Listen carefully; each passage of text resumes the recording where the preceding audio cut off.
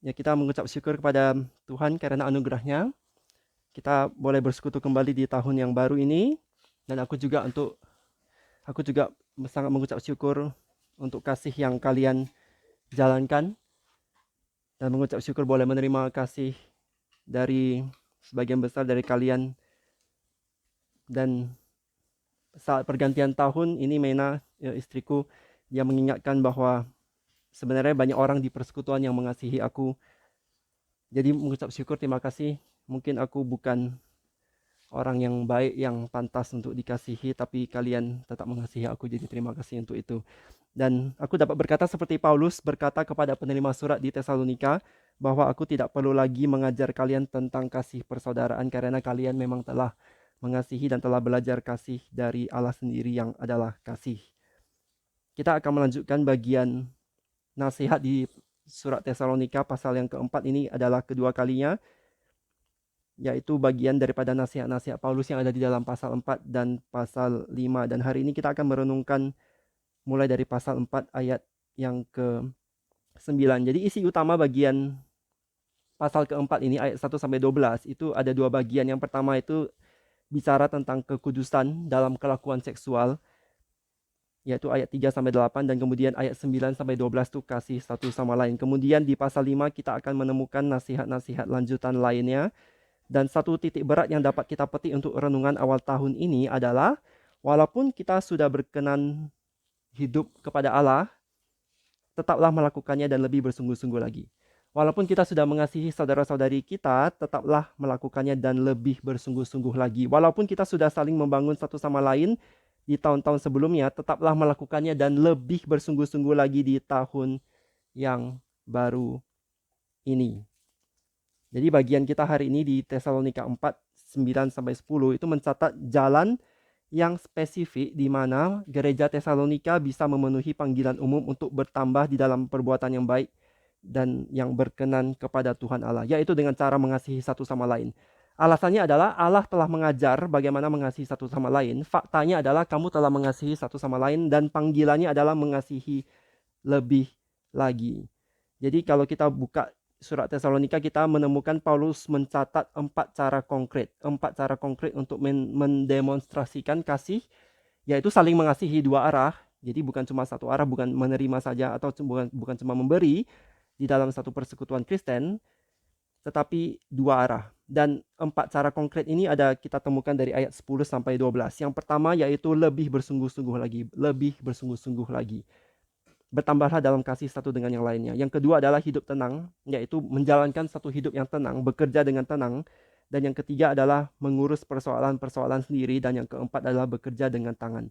Maksudnya adalah rajin bekerja sendiri. Untuk itu kita buka saja dari 1 Tesalonika pasal 4. Kita baca beberapa ayat di pasal 4 dan beberapa di pasal 5. 1 Tesalonika 4 ayat 9 sampai 12. 1 Tesalonika pasal 4 ayat 9 sampai 12, tentang kasih persaudaraan tidak perlu dituliskan kepadamu, karena kamu sendiri telah belajar kasih mengasihi dari Allah. Hal itu kamu lakukan juga terhadap semua saudara di seluruh wilayah Makedonia. Tetapi kami menasihati kamu, saudara-saudara, supaya kamu lebih bersungguh-sungguh lagi melakukannya. Dan anggaplah sebagai suatu kehormatan untuk hidup tenang, untuk mengurus persoalan-persoalan sendiri dan bekerja dengan tangan seperti yang telah kami pesankan kepadamu, sehingga kamu hidup sebagai orang-orang yang sopan di mata orang luar dan tidak bergantung pada mereka. Pasal 5 ayat yang ke-6 sampai 11. 1 Tesalonika pasal 5 ayat 6 sampai yang 11. Sebab itu baiklah jangan kita tidur seperti orang-orang lain, tetapi berjaga-jaga dan sadar. Sebab mereka yang tidur waktu malam, dan mereka yang mabuk waktu malam. Tetapi kita yang adalah orang-orang siang, baiklah kita sadar, berbaju jirahkan iman dan kasih, dan berketopongkan pengharapan keselamatan. Karena Allah tidak menetapkan kita untuk ditimpa murka, tetapi untuk beroleh keselamatan oleh Yesus Kristus Tuhan kita, yang sudah mati untuk kita, supaya entah kita berjaga-jaga, entah kita tidur, kita hidup bersama-sama dengan Dia. Karena itu nasihatilah seorang akan yang lain, dan saling membangunlah kamu seperti yang memang kamu lakukan. Firman Tuhan tidak akan kembali kepadanya dengan sia-sia, melainkan akan melaksanakan apa yang Tuhan kehendaki. Mari kita berdoa sekali lagi. Bapa yang bertati dalam kerajaan surga, kami mengucap syukur untuk firman-Mu, kami mengucap syukur untuk anugerah Tuhan, kami mengucap syukur untuk tahun yang baru ini. Kami mohon anugerah Tuhan, jauhkanlah segala kuasa-kuasa jahat dari ruangan ini supaya kami boleh konsentrasi merenungkan firman Tuhan dan supaya firman-Mu boleh terus menjadi sumber menjadi makanan rohani kami seterusnya selama tahun yang baru ini. Dalam nama Tuhan Yesus kami berdoa, mengucap syukur dan memohon. Amin. Jadi kita persekutuan yang pertama di tahun yang baru, yaitu minggu yang pertama. Bahkan ini adalah hari Sabtu yang pertama. Kita puji syukur kepada Tuhan karena anugerahnya dan kasih setianya, di mana kita boleh bersekutu di tahun yang baru. Ketika kita memulai seri merenungkan surat Tesalonika, kita bersama-sama merenungkan dua pertanyaan yang terus mendampingi surat ini, yaitu yang pertama, siapakah kita? Dan yang kedua, kemana kita sedang pergi menuju. Setelah kita melewati 2 tahun lebih di Tesalonika, kita telah belajar bahwa kita adalah orang berdosa yang diselamatkan oleh Tuhan Yesus atas dasar anugerah Allah. Kita adalah orang berdosa yang diselamatkan dan dikuduskan oleh Tuhan Yesus atas dasar anugerah Allah, dan kita akan menuju persekutuan yang kekal bersama-sama dengan Tuhan Yesus beserta dengan Allah Bapa, Allah Roh Kudus, serta seluruh orang-orang percaya yang dikuduskan dari segala zaman. Namun selama kita masih hidup di dalam darah dan daging yang sekarang ini, di bumi yang sekarang ini, kita masih berada di dalam peperangan rohani. Namun kita jangan menyerah, jangan mundur, jangan putus asa, sebab seperti yang tadi kita baca, Allah itu menetapkan kita yang percaya bukan untuk ditimpa murka, melainkan memperoleh keselamatan yang dikerjakan oleh Tuhan Yesus. Siapa Yesus?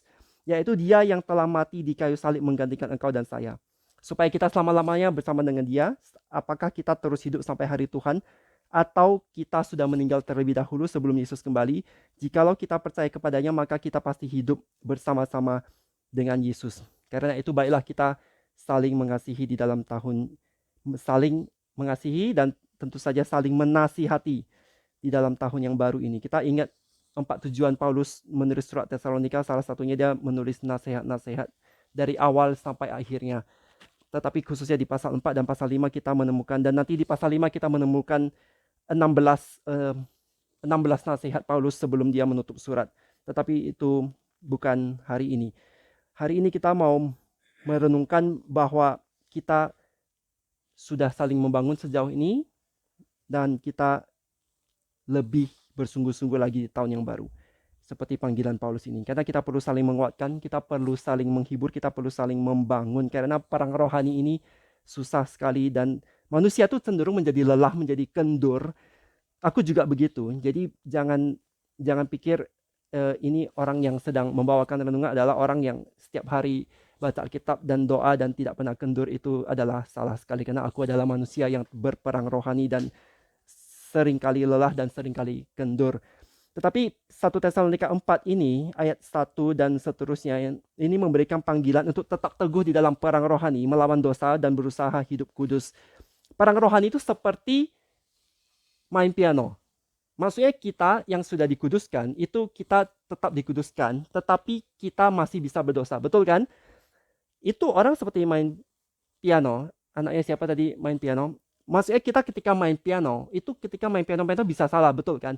Tetapi kita bukan sengaja dari awal sampai akhir salah-salah semua kan? Kalau gitu nggak ada yang dengar dan tidak ada poinnya main piano sama sekali. Jadi ketika kita sudah dikuduskan, kita diberi kemampuan, contoh tadi, diberi kemampuan untuk main piano. Kita bisa main piano lagu itu, tetapi kita masih bisa salah, bisa slip, bisa salah. Bukan berarti kalau gitu, ya udah kalau gitu kita salah-salah aja, enggak kan? Begitu juga di dalam perang rohani. Kita masih bisa berdosa, kita berperang melawan dosa, tetapi kita bukan sengaja berdosa terus-terusan dan tiap hari. Di lain pihak kita juga perlu saling menasehati berdasarkan firman Tuhan, seperti yang ditekankan ayat 9 sampai 12 ini. Dan kadang sesuatu yang pada awalnya baik itu bisa menjadi suatu area di mana kita berdosa dan menempatkan berhala menggantikan posisi Allah. Hati-hati mentalitas aku siap untuk berdosa untuk mendapatkannya. Jika aku tidak mendapatkannya, aku akan melakukan dosa. Contohnya, ada orang mau studi, mau yang memberikan yang terbaik, mendapat nilai yang terbaik, tetapi hati-hati bahaya atau godaan untuk mencontek. Yang kedua, pelayanan gereja. Memang kita harus melayani, dan banyak orang yang terlibat pelayanan, tetapi hati-hati dosa menelantarkan istri, anak, suami. Jadi ada hal-hal yang pada awalnya baik, tetapi bisa menjadi arena di mana kita berdosa dan menempatkan berhala menggantikan posisi Allah. Atau bekerja mendapatkan uang. Bagus kan? Kita harus mencari nafkah, membiayai keluarga. Tetapi hati-hati bahaya dosa mencuri atau menipu atau mencari jalan yang tidak jujur. Seringkali kita sebenarnya menginginkan sesuatu, namun kita kira kita membutuhkannya. Seringkali kita mengira kita melayani orang lain, tapi sebenarnya yang kita layani adalah ambisi pribadi. Problem lain lagi adalah seringkali kita berpikir kita cukup baik, sering kita merasa kita sudah cukup baik dan berbuat banyak kebaikan. Tetapi Paulus bilang tidak, lakukanlah hal baik itu lebih lagi, bahkan lebih bersungguh-sungguh lagi. Maka dari itu kita perlu saling menasehati, seperti yang dilakukan Paulus sendiri. Kita perlu memberi nasihat dan menerima nasihat, yaitu nasihat yang lahir daripada firman Tuhan. Nasihat yang lahir daripada firman Tuhan. Paulus sendiri memanggil jemaat Tesalonika untuk saling menasehati, karena dia sendiri juga melakukan yang dia perintahkan, yaitu dia memberi nasihat-nasihat yang baik, terutama di 1 Tesalonika pasal 4, pasal 5, dan 2 Tesalonika pasal 3. Jadi ketika kita bicara saling mengasihi, seperti yang Paulus ungkapkan, Paulus itu bukan cuma tulis di sini, Paulus itu tulis surat-surat lain di Roma, di Korintus, di Galatia, Efesus, itu semua dia juga memanggil orang-orang percaya untuk saling mengasihi. Jadi maksudnya itu adalah orang-orang percaya di Tesalonika telah menunjukkan kasih satu sama lain dengan cukup. Jemaat Tesalonika itu telah mengasihi, dan karena mereka diajarkan oleh Allah sendiri untuk mengasihi satu sama lain. Yesaya 54 ayat 13, semua anakmu akan menjadi murid Tuhan dan besarlah kesejahteraan mereka. Karena kita adalah anak Allah, kita adalah murid Tuhan. Jadi Tuhan sendiri yang mengajar kita. Bandingkan juga dengan Yeremia 31. Yeremia itu menggambarkan perjanjian baru sebagai satu periode di mana umat Allah tidak perlu mengajarkan hukum kepada orang lain, melainkan mereka akan tahu di dalam mereka sendiri, karena Allah menuliskannya di dalam hati mereka. Allah menuliskannya di dalam hati mereka. 1 Yohanes 2 ayat 20 sampai 21. Tetapi kamu telah beroleh pengurapan dari Yang Kudus, dan dengan demikian kamu semua mengetahuinya. Aku menulis kepadamu bukan karena kamu tidak mengetahui kebenaran, tetapi justru karena kamu mengetahuinya, dan karena kamu juga mengetahui bahwa tidak ada dusta yang berasal dari kebenaran. Jadi kita lihat bahwa Tuhan itu mengajar anak-anaknya. Tuhan itu mengajar umatnya. Dan Allah itu adalah kasih. Allah adalah kasih. Dan jika kita sungguh-sungguh anak Allah, maka kita juga akan saling mengasihi. 1 Yohanes 5 ayat 2. Inilah tandanya bahwa kita mengasihi anak-anak Allah, yaitu apabila kita mengasihi Allah serta melakukan perintah-perintahnya.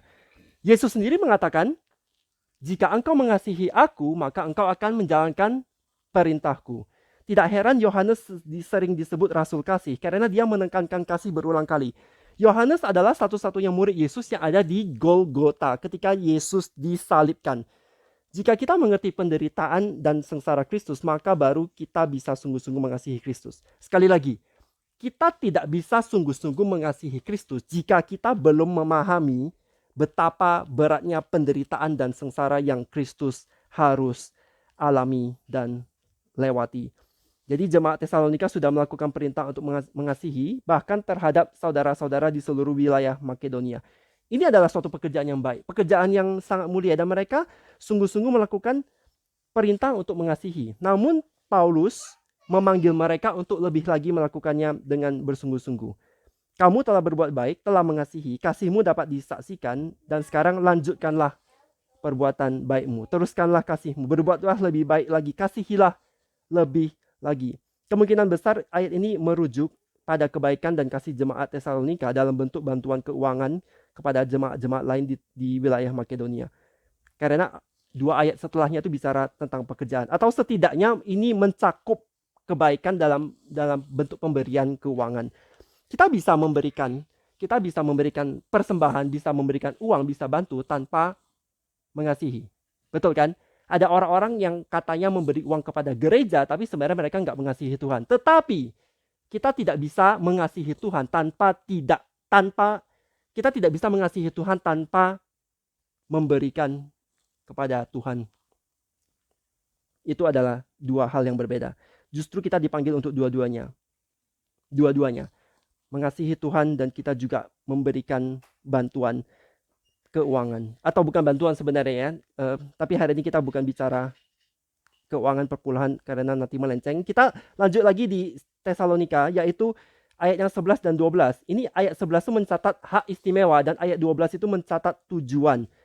Ketika kita menjalankan hidup tenang, ini adalah cara kedua tadi yang konkret untuk mendemonstrasikan kasih. Jadi kita itu mengerjakan tugas kita dengan tenang. Jadi bukan diam-diam dalam arti tidak mengerjakan apa-apa, melainkan kita mengerjakan tugas kita dengan tenang. Kita tidak ribut-ribut mencari perkara atau mencari perhatian di tempat umum, tidak bergosip, tidak pamer itu, tidak mengganggu orang lain, seperti misalnya usil atau mencemooh atau mempermalukan. Dan praktek hidup saat ini adalah tidak ribut-ribut di sosial media. Inilah yang banyak kali orang lakukan di hari ini. Banyak kali orang di dalam hidup nyatanya dia tuh sebenarnya tidak sumbangsi apa-apa, tetapi ketika masuk ke dunia maya, ke dunia internet, bicaranya banyak kali komentar ini itu. Aku sangat teringat 20 tahun yang lalu ketika ada sekelompok orang latihan core. Ini latihan core sudah susah-susah, terus di bawah sana ada orang dia bilang, "Oh, ini gini, ini harusnya gini, jelek gini." Terus pertanyaanku adalah, "Kamu ikut core gak?" Kalian ngerti logisnya kan? Orang yang sama sekali tidak bersumbangsi apa-apa, tidak ikut core, untuk apa dengarkan dia komentar kritik ini itu? Siapa dia? Bantu pun tidak. Inilah panggilannya. Kita harus mengerjakan tugas kita, bagian kita dengan tenang. Tapi sayangnya, apalagi di sosial media, apalagi adanya WhatsApp, grup.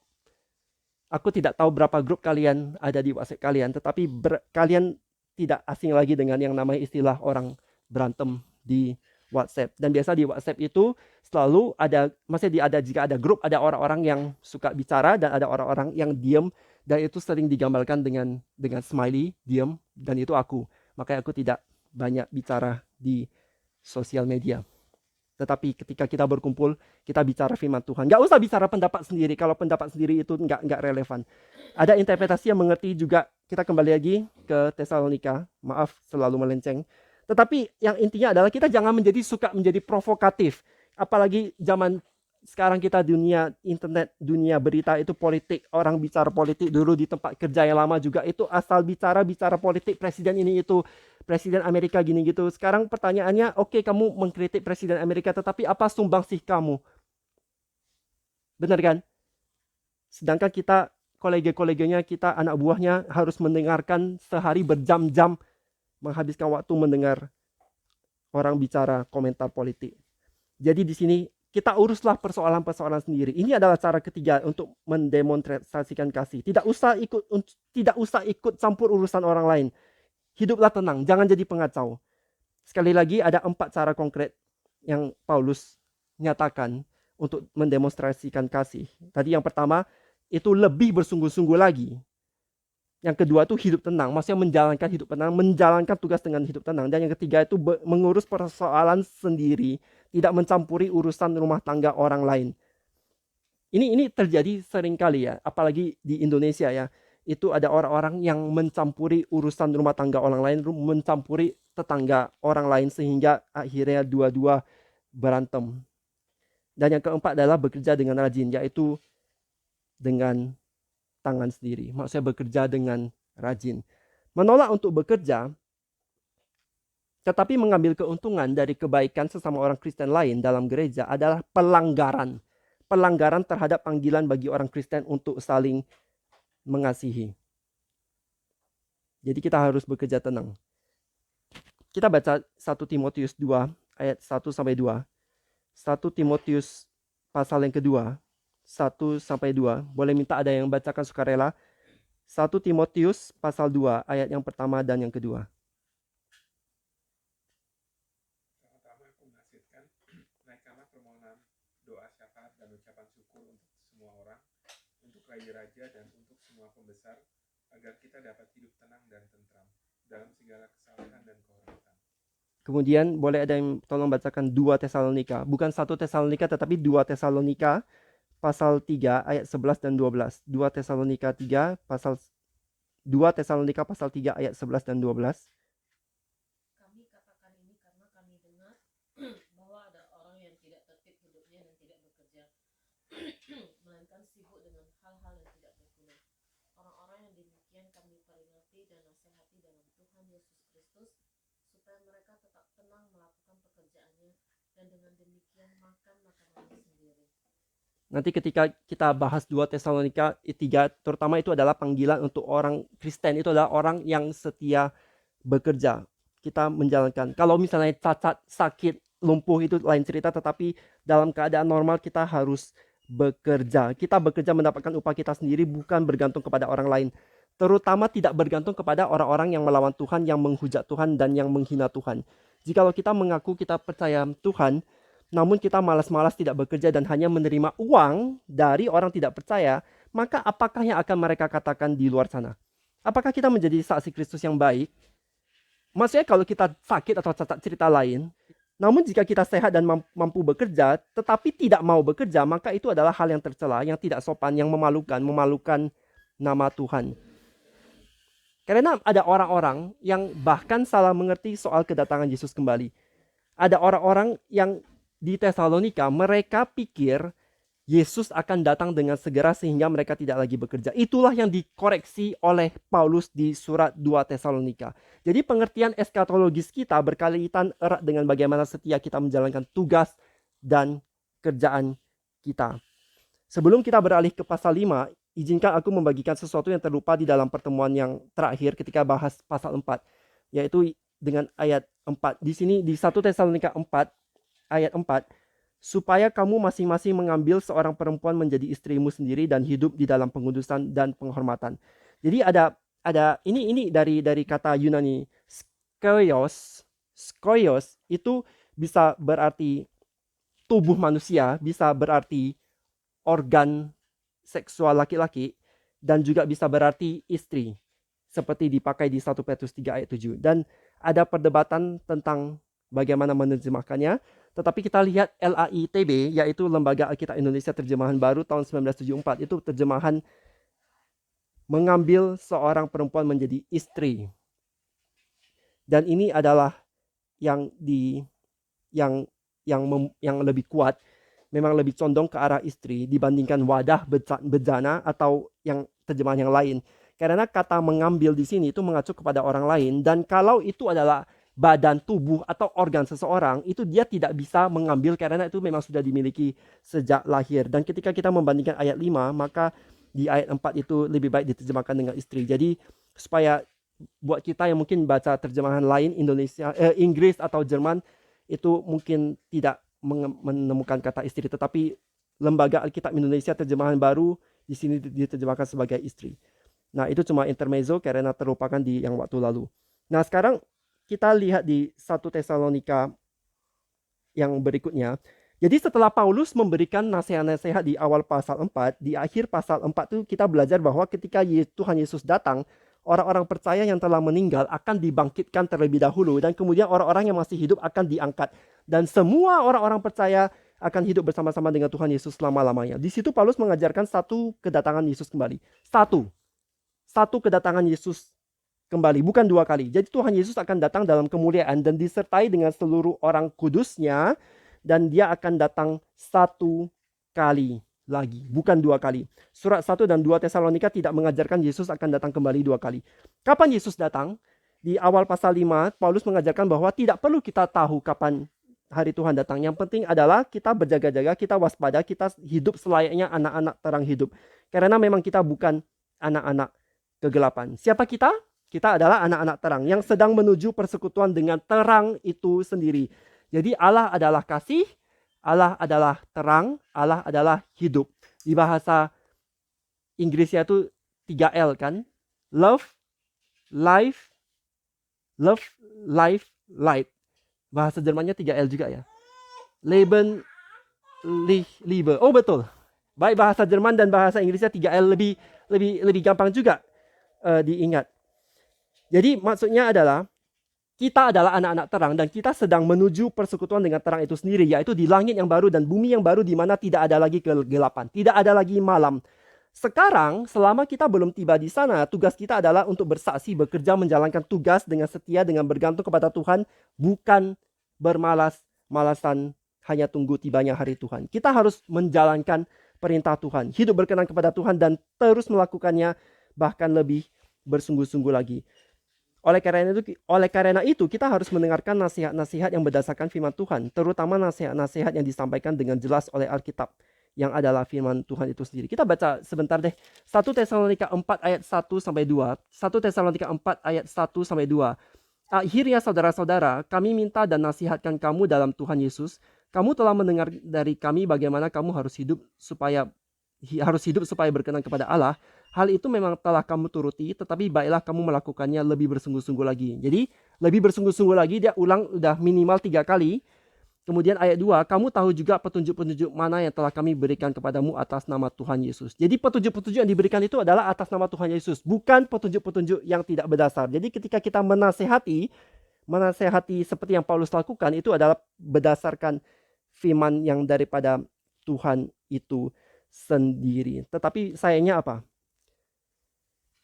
Sayangnya ada perbedaan antara Alkitab, di dalam Alkitab itu ada perbedaan antara definisi gereja dan deskripsi gereja. Jadi definisi yang diberikan oleh gereja dan gambaran daripada gereja yang dicatat di Alkitab itu ada perbedaan. Maksudnya adalah definisi gereja adalah sekelompok manusia yang dikuduskan oleh Tuhan Allah. Betul kan? Kelompok orang-orang berdosa yang diselamatkan oleh anugerah dan yang dikuduskan oleh Allah, itu adalah definisi gereja. Namun ketika kita baca Alkitab, apa yang kita temukan? Orang-orang percaya inilah adalah orang-orang yang hidupnya masih jauh dari kekudusan. Masih berdosa, masih jatuh. Tidak perlu disebutkan namanya, tapi kalian juga mungkin beberapa sudah mulai ada nama. Kalian yang sering baca Alkitab tahu figur-figurnya semua. Dan itu adalah perbedaan. Jadi satu adalah definisi gereja memang adalah orang yang dikuduskan, tetapi gambarannya itu adalah orang-orang yang masih berperang, perang rohani, masih dikuduskan. Artinya apa? Artinya proses pengudusan itu berlangsung seumur hidup di dalam hidup seorang percaya. Dan kita itu harus terus berusaha lebih bersungguh-sungguh lagi untuk hidup berkudus, berkenan kepada Allah. Karena perang rohani itu berlangsung selama kita hidup. Namun kita jangan takut. Setelah dengar itu mungkin ada yang takut, seumur hidup perang capek juga ya. Tapi kita jangan takut karena Paulus ini justru sedang menghibur, menguatkan, membangun dan mengajar bahwa orang-orang Kristen itu tidak perlu takutnya datangnya hari Tuhan. Mengapa nggak perlu takut? Karena kita adalah orang-orang terang. Orang-orang percaya adalah anak-anak terang dan Allah telah menentukan orang-orang percaya untuk diselamatkan dan untuk hidup dengan Kristus. Kristus telah mati dan Kristus telah bangkit. Dengan begitu kuasa maut itu semua sudah ditaklukkan. Kita tidak perlu takut. Memang perang ini susah. Tetapi kita ingat kepada salib yang di sini enggak, salib yang kosong. Kalau kita lihat gereja itu ada gereja yang ada salib dan ada Yesus di salibnya. Betul kan? Mereka mau mengatakan bahwasanya ini Yesuslah yang mengorbankan diri menjadi penebus dosa kita. Baik juga. Tetapi kalau kita lihat daripada salib reform, itu tidak ada Yesus digantung di salibnya. Mengapa? Salibnya sudah kosong karena Yesus telah bangkit. Itulah dia. Jadi kadang kita melihat ada yang ada Yesus, ada yang tidak ada Yesus. Yang tidak ada Yesus adalah yang dipegang oleh reform. Ini bukan masalah kita mau berantem, tetapi kita mau menekankan Yesus yang telah mati itu adalah Yesus yang telah bangkit. Kuburan Yesus di dalam sejarah manusia, satu-satunya orang yang sewa kuburan itu siapa? Yesus. Maksudnya sewa, Yesus bukan bayar, tetapi maksudnya biasa kalau misalnya nenek kita, kakek kita atau siapa meninggal, kita harus beli satu petak tanah menguburkan. Siapa dari kita yang tahu ada kuburan disewakan? Maksudnya tanah itu. Mungkin sewanya sangat lama, tapi biasanya orang itu beli tempat pemakaman kuburan. Cuma Yesus itu yang perlu sewa cuma 3 hari. Karena Yesus tidak tinggal mati, melainkan dia bangkit. Untuk itulah itu adalah satu kekuatan yang sangat menghibur kita, dan itu adalah kebenaran yang menghibur kita. Jadi kita tidak lagi perlu takut murka Allah, Maksudnya bukan berarti kita hidup sembarangan, tetapi kita tidak takut seperti orang-orang tidak percaya, melainkan kita adalah anak-anak terang. Jadi terang dan siang itu melambangkan keadaan kebenaran orang percaya, atau di sini orang Tesalonika, dan pengetahuan mereka tentang kedatangan hari Tuhan yang sudah dekat. Satu, kebenaran. Dua, pengetahuan. Maksudnya kalau ada terang, atau ini, anggap ini tutup semua, terus ini matikan lampu, kita tidak tahu ada berapa kursi di sini. Betul kan? Misalnya kita matikan lampu, jup!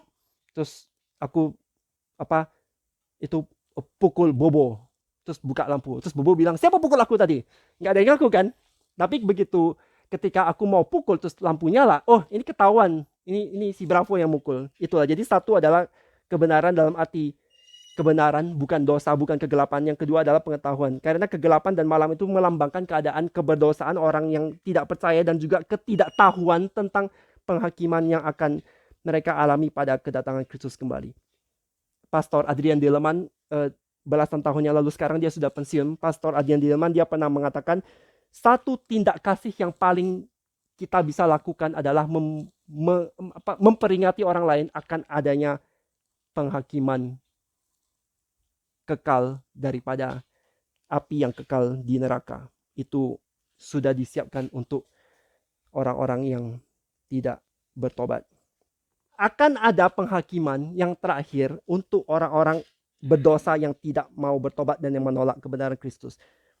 Kapan itu? Yaitu ketika Kristus datang kembali. Walaupun kita tidak tahu kapan tepatnya Kristus datang kembali, hari tersebut itu pasti datang dan kita harus siap sedia. Bagaimana kita siap sedia? Dengan cara percaya kepada Yesus, bertobat, dan orang Kristen kita tidak lagi hidup dalam kegelapan, melainkan masuk ke dalam wilayah terang Kristus. Mazmur 119 ayat 105, firman-Mu itu pelita bagi kakiku, terang, dan terang bagi jalanku.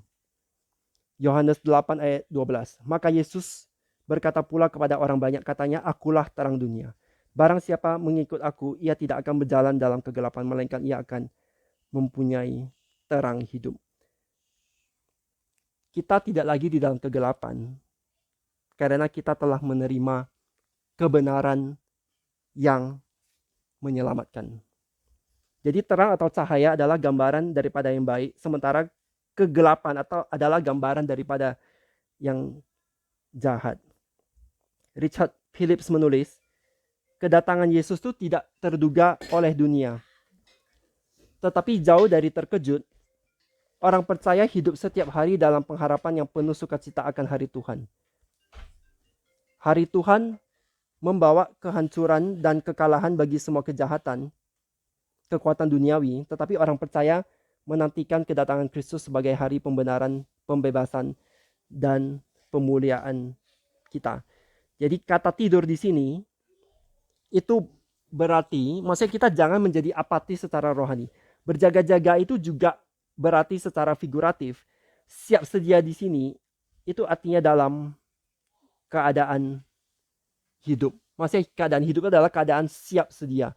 Sadar dapat dimengerti sebagai keadaan dengan ada pengendalian diri dan tidak mabuk. Kita mempunyai cara pandang dan kita mengerti bahwa sikap dan pendirian kita berkenan dengan hari Tuhan. Kita harus berusaha, kita tetap berusaha, kita mengerti bahwa ketika Tuhan datang kembali, itu adalah hari penghakiman Tuhan. Dan semua yang telah kita lakukan, perbuat, kita lakukan dan kita katakan itu harus dipertanggungjawabkan. Jadi kita kalau lihat di sini kontras, ada kontras di pasal 5 ini, ada kontras antara tidur waktu malam, mabuk waktu malam, itu artinya ketidakpedulian rohani. Jadi secara rohani manusia itu tidak lagi peduli, maksudnya orang berdosa, mereka itu tidur atau mabuk. Orang kalau tidur atau orang kalau mabuk, dia tidak lagi bisa dengan sadar menilai apa yang terjadi di sekeliling mereka. Ini baru terjadi belum sampai seminggu, ketika tahun baru di Jawa Timur, itu ada satu anak muda umur 20 tahun mabuk dan akhirnya entah bagaimana dia tidur atau duduk di rel kereta api, dan tentu saja rel kereta api ketika datang tidak lagi sempat mengerem dan tewaslah si anak muda ini, umur 20 tahun, mabuk pas tahun baruan. kemudian tewas. Itulah dia. Kalau kita mabuk atau kita tidur, kita tidak lagi bisa membedakan. Kita nggak bisa tahu lagi mana yang benar. Dan kita tuh perlu bangun atau sadar dalam arti kita harus peduli, kita harus ada pengendalian diri, kita harus sadar secara rohani. Jadi ayat di 7, ini kita di 1 Tesalonika 5, ayat yang ke-7. Sebab mereka yang tidur waktu malam dan mereka yang mabuk waktu malam. Ini dia menekankan panggilan ayat yang kelima. Ini bukan larangan untuk tidur waktu malam ya, jangan salah mengerti ya. Karena kalau salah mengerti orang, kalau gitu kita nggak boleh tidur, kita 24 jam bangun bungan. Tetapi ini adalah cara siap sedia secara rohani. Peduli dan sadar secara rohani, yaitu berbaju jirakan iman. Yang pertama, berbaju jirakan iman, yaitu percaya kepada Tuhan, ada relasi dengan Tuhan. Yang kedua, berbaju jirakan kasih, yaitu mengasihi Tuhan dan sesama, ada relasi dengan sesama manusia. Dan yang ketiga adalah berketopongkan pengharapan, yaitu berdiri teguh saat kita berharap kepada dan di dalam Tuhan. Ada keyakinan teguh dalam Yesus. Iman, kasih, pengharapan. Ini juga ditekankan di, ada yang tahu? 1 Korintus 13. Iman, pengharapan, kasih. Dan ketiga hal ini adalah hal yang dimiliki oleh orang-orang yang diselamatkan, yaitu anak-anak terang yang menerima anugerah keselamatan dari Tuhan. Menurut G.K. Beale, seperti orang ngantuk atau orang tertidur, orang yang mabuk itu tidak waspada. Jadi ketika pencuri masuk ke rumah seseorang yang mabuk, pencuri itu bisa lolos sebelum orang mabuk itu sadar. Jadi Paulus itu mengatakan seseorang dapat mabuk secara rohani, berarti terlalu banyak menyerap cara dunia dan memandang segala sesuatu dan tidak cukup memahami cara Tuhan memandang realitas. Jadi mereka mabuk secara rohani. Mereka itu terlalu memandang dunia dengan cara dunia itu memandang dan bukan seperti Tuhan memandang realitas. Maksudnya gini, seperti kita tahu yang tahun baruan inilah. Apa itu tahun baru? Yang dunia tampilkan itu adalah kumpul di Brandenburger Tor. Itu dengar konser, nyanyi sana sini, dengar tuh. Terus bahkan aku lupa penyanyinya. Itu dia selfie, video dengan salah seseorang yang di depan. Terus itu menjadi allahnya dia. Maksudnya dia merasa, oh ini penyanyi ini mau selfie sama aku. Wow, ini adalah Sylvester, ini adalah malam tahun baru. Aku berkumpul dengan puluhan ribu orang lain. Wah, ini adalah megah sekali. Tetapi apa yang tidak diberitakan di Sylvester? Bahwa setiap tahun yang lewat berarti umur bumi ini 1 tahun lebih pendek. Dan kita 1 tahun lebih dekat kepada kiamat. Kita 1 tahun lebih dekat kepada penghakiman terakhir. Dan kalau kita tidak menyadari itu, kita akan tetap suka hidup di dalam dosa dan kita tidak bertobat. Dan ketika penghakiman terakhir itu datang, kita baru terkejut. Terus orang yang tidak bertobat ketika sampai di sana, mereka baru tanya, loh kenapa ada penghakiman Tuhan? Kamu selama hidup kamu sudah diberitakan, sudah disampaikan, tetapi kamu menolak Injil, menolak Tuhan, dan kamu hanya merayakan di Brandenburger Tor saja. Ini bukan soal Brandenburger Tor, tapi maksud saya itu cuma satu gambaran bahwasanya itulah yang dipandang oleh dunia. Tetapi Tuhan tidak memandang realitas seperti itu. Jadi dimabukkan dengan anggur dunia berarti mati rasa terhadap penghakiman yang akan datang. Menjadi tidak lagi takut. Karena mereka tidak menyadari akan adanya penghakiman. Tetapi justru yang benar adalah adanya penghakiman. Mereka yang berada dalam kegelapan tertidur di hadapan Tuhan. Tidak menyadari apa yang terjadi. Richard Phillips mengatakan, tidur itu adalah keadaan normal daripada dunia yang tidak percaya. Tidak peka terhadap peringatan murka Allah dan tawaran keselamatan Allah dalam Injil. Ini sangat sedih sekali sebenarnya. Karena hari ini, panggilan ini meluas ke seluruh bidang hiburan yang mungkin dinikmati oleh orang Kristen. Termasuk film dan musik yang mempromosikan gaya hidup sensual, mementingkan diri sendiri, dan memuliakan nilai-nilai yang bertentangan dengan firman Tuhan. Jadi bahkan orang-orang Kristen itu tidak bebas dari godaan ini, dari kesusahan ini. Orang-orang Kristen juga bisa tidak peka terhadap peringatan Allah. Dan di tempat kerja, orang Kristen itu mabuk dengan karir, dengan kekuasaan politik, atau pencapaian, achievement akademis, atau juga kesuksesan finansial. Inilah yang sangat sedih sekali. Namun kita kembali kepada Paulus, yaitu Paulus itu menegaskan bahwa orang Kristen itu seharusnya tidak menghadapi hari Tuhan dengan ketakutan, melainkan dengan pikiran yang tenang dan dicapai dengan mengenakan 3 kebajikan mereka tadi. 3 kebajikan: iman, kasih, pengharapan. Iman, kasih, pengharapan. Dan 3-3 ini adalah di dalam Allah. Dan ini semua berkaitan dengan keselamatan. Jadi kita harus punya iman di dalam Allah. Kita mengasihi Allah dan juga mengasihi sesama manusia. Dan juga kita ada harapan. Harapan itu bukan sekedar harapan, oh aku harap besok tidak hujan, bukan itu, tapi kita harapan yang pasti, karena ini adalah janji Tuhan sendiri bahwa Kristus akan kembali dan memastikan bahwa hari Tuhan itu bukanlah hari murka bagi orang percaya, tetapi adalah hari keselamatan. Jadi kita juga harus aktif memupuk iman, kasih, dan pengharapan. Kita tidak cukup dengan hanya bilang tidak kepada dosa. Maksudnya aku nggak berdosa, tapi aku juga nggak ngapa-ngapain. Itu sebenarnya juga nggak bagus. Melainkan kita harus aktif memupuk iman, kasih, dan pengharapan agar terhindar dari ancaman yang membahayakan kita.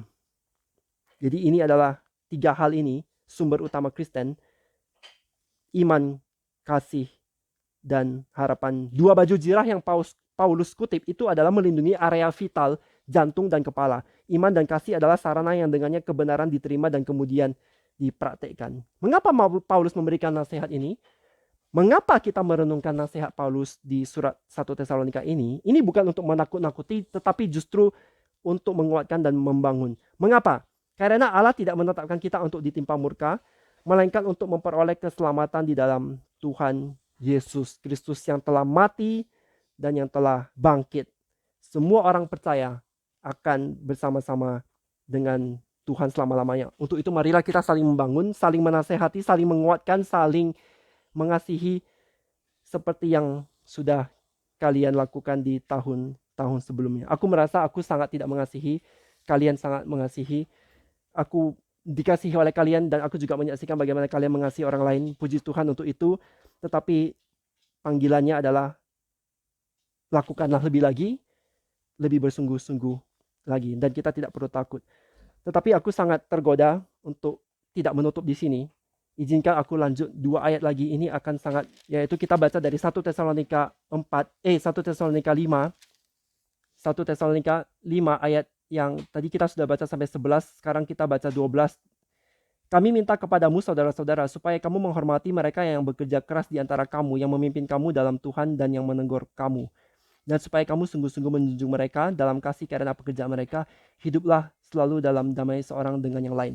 Jadi mulai dari sini sampai seterusnya itu akan ada 16 poin nasihat Paulus, dan kita hanya sebagai penutup kita hanya merenungkan yang pertama ini. Ini yang pertama adalah kita hormatilah orang-orang yang bekerja keras di antara kamu. Maksudnya ini adalah orang yang memimpin, orang yang bertanggung jawab di gereja. Setiap daripada kita pergi ke gereja berbeda-beda, dan kita haruslah menghormati pendeta kita, penatua atau yang mengurus, karena mereka itu bekerja keras untuk memimpin kita dalam Tuhan dan juga untuk menegur kita, karena mereka bekerja keras. Maksudnya begini, ketika kita punya harapan tertentu, kita tuh jangan langsung mengkritik pendeta kita, Ini aku sudah beberapa lama terlibat di dalam kepengurusan gereja. Aku tahu aku tidak mampu. Ini baru aku nggak tahu, bulan Desember ada yang tanya, aku lupa siapa yang tanya, dia tanya aku bagaimana rasanya menjadi penatua. Jawabanku adalah aku sangat merasa tidak mampu. Jadi begini, kalau kita di pihak orang yang memimpin gereja, itu kita melakukannya dengan sebisa kita, betul kan? Tetapi kalau kita di sebelah sana, kita akan datang ke gereja, kita punya standar-standar tertentu. Jadi kita datang ke satu gereja, oh gereja itu harus ada ini dan ini dan ini dan ini. Itulah kesusahannya. Karena setiap jemaat, itu masing-masing punya keinginan sendiri. Tetapi tidak mungkin seorang pendeta atau tidak mungkin satu badan kepenatuaan itu memenuhi seluruh keinginan jemaat. Dan tentu saja ada 2-3 orang atau bahkan belasan orang meninggalkan gereja itu karena mereka tidak menemukan harapan mereka itu dipenuhi di dalam gereja itu. Tetapi aku panggil kalian, kita tuh harus seperti Paulus bilang itu, hormatilah karena mereka tuh bekerja keras. Ada pendeta kalian, jangan kritik dulu tetapi lihat dulu, dan lihatlah datang apa yang bisa kalian sumbangsih. Apa yang bisa sumbangsih. 1 bulan terakhir ini aku ada bicara dengan 2 orang yang satu namanya Ferry, yang satu namanya Freddy. Ini dua-dua ini bicara soal AI. Apa itu AI? Arrogant idiots. Itu cuma joke. Tetapi artificial intelligence atau künstliche Intelligence per definisi itu adalah benar-benar arrogant idiots. Karena dia tidak bisa berpikir di luar daripada yang diberikan kan. Makanya künstliche Intelligence, artificial intelligence. Jadi yang aku mau bilang, ini benar-benar sudah ini. Bahkan Freddy sendiri sebenarnya sudah dari tahun 2022 memberitahukan aku soal adanya eksistensi tadi yang Bobo bilang, Chat GPT. Seberapa mengerikankah ini Chat GPT? Chat GPT sendiri ini bukan cuma ada di satu perusahaan, tetapi ada perusahaan lainnya. Aku tentu saja sekarang tidak memberikan namanya, tetapi beberapa perusahaan itu sudah mengadopsi ChatGPT di dalam perusahaan mereka sendiri supaya data-data rahasia perusahaan tidak keluar. Tetapi yang mengerikannya di sini adalah AI itu bisa, dulu aku pikir apa yang AI tidak bisa lakukan? Maksudnya kita kalau cari kerja, kalau kita menjadi programming atau kita menjadi simulasi kayak aku atau menjadi kerjaan lain, itu banyak pekerjaan itu sudah bisa dieliminasi dengan adanya ChatGPT atau AI. Tapi supaya tidak rumit, aku cuma pakai AI. Tapi ini maksudnya adalah tentu saja mencakup itu ChatGPT, machine learning, dan deep learning dan sebagainya. Jika kalian bingung dengan istilah itu, kalian tidak rugi apa-apa. Yang aku mau bilang adalah zaman sekarang ini banyak orang memakai teknologi untuk menggantikan manusia. Dulu aku pikir, oh kalau gitu kita kerja di tempat apa seperti wing kuliner masak-masak. Karena kita tidak bisa download makanan, kita tidak bisa download makanan dan kita harus masak. Tetapi ternyata ada seseorang menunjukkan video ke aku. Ternyata ada robot. Robot ini dia lihat misalnya Calvin masak, dia mempelajari dan kemudian dia melakukan itu. Jadi memasak nggak ini kan? Terus ada lagi yang bilang pastor. Terus tetapi sayangnya ChatGPT itu sendiri kita bisa ketik, silakan persiapkan kepadaku khotbah untuk apa tadi Lukas 10. Dia akan berikan. Jadi yang aku mau bilang, pastor di sini, ini manusia tadi ada yang bilang siapa Heru, orang-orang tuh mau datang ke gereja dengan gratis. Nah, sekarang dengan adanya AI dan GPT ini, justru posisi pastor itu semakin bahaya, betul kan? Orang-orang akan pergi ke YouTube hanya mendengar pastor-pastor dengan nama besar, dan pastor-pastor lokal kayak gereja kami, siapa yang akan datang mendengarkan lagi? Itu benar-benar terjadi. Mereka dengan pengertian mereka sudah terbiasa dengan kata-kata hebat, memang hebat dari pendeta-pendeta hebat di luar sana di YouTube. Tapi ketika mereka datang ke gereja lokal, loh, ini kok nggak ada gelar doktor ya? Kok dia tidak seperti pendeta yang aku lihat di YouTube ya? Makanya dia kemudian meninggalkan gereja. Tetapi ingat yang Paulus bilang, aku minta kepada kamu supaya kamu menghormati mereka yang bekerja keras di antara kamu, yaitu orang yang melayani di gereja lokal. Kita persekutuan ini hargailah, karena ini yang AI tidak bisa gantikan. Aku baru bilang ke istriku Mena, aku sudah menemukan yang tidak bisa digantikan oleh AI dan ChatGPT. Jadi ketika berapa hari lalu di tempat kerjaku, aku tanya ke itu AI, apakah kamu bisa menggantikan kerjaan aku? Mau tahu jawabannya? Jawabannya sangat diplomatis.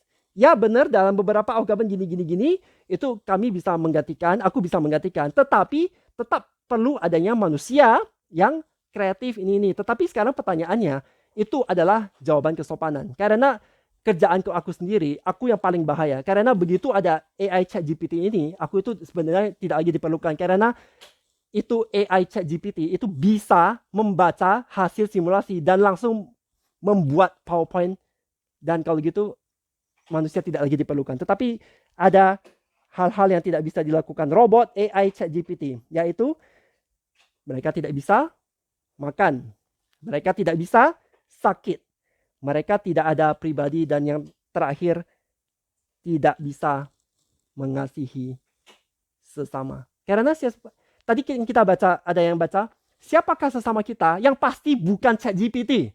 Siapa dari kita yang bisa bilang, oh sesama kita termasuk si robot ini? Nggak ada kan? Jadi ini sekali lagi ini panggilan kita di tahun baru. Kita sudah saling mengasihi. Aku mengucap syukur untuk kalian, dan lakukanlah lebih bersungguh-sungguh lagi, dan terutama juga di dalam nasihat yang pertama, Hormatilah mereka yang bekerja keras di antara kamu, yang memimpin kamu dalam Tuhan dan yang menegur kamu. Jadi kalau ada pendeta lokal, pengurus lokal, hormatilah. Memang tidak mungkin semua keinginan kita atau harapan kita dipenuhi. Tidak semua pendeta itu punya gelar doktor. Tidak semua pendeta itu bisa tahu soal sejarah, soal ini, soal itu. Jadi semua itu ada bagiannya masing-masing. Tetapi yang penting adalah kita menghargai. Kita bukan, oh kalau gitu, kalau gereja ini besarnya jemaatnya kurang dari 2000, aku tidak mau ke gereja itu. Nggak bisa seperti itu. Karena mereka adalah melayani Tuhan dan bukan melayani ego kita saja. Puji syukur kepada Tuhan karena kita boleh memasuki tahun yang baru ini dan kita boleh saling mengasihi. Dan panggilan kita tahun ini adalah teruslah melakukannya dan lebih bersungguh-sungguh lagi dengan pertolongan Roh Kudus dan tentu saja berlandaskan firman Tuhan. Mari kita berdoa. Bapa yang bertata di dalam kerajaan surga, terima kasih untuk firman-Mu hari ini dan kami mohon Engkau yang berikan kami kekuatan untuk menjalankan firman-Mu.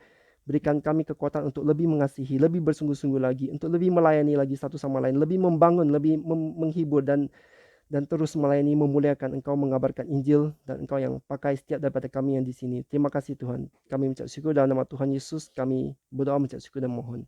Amin.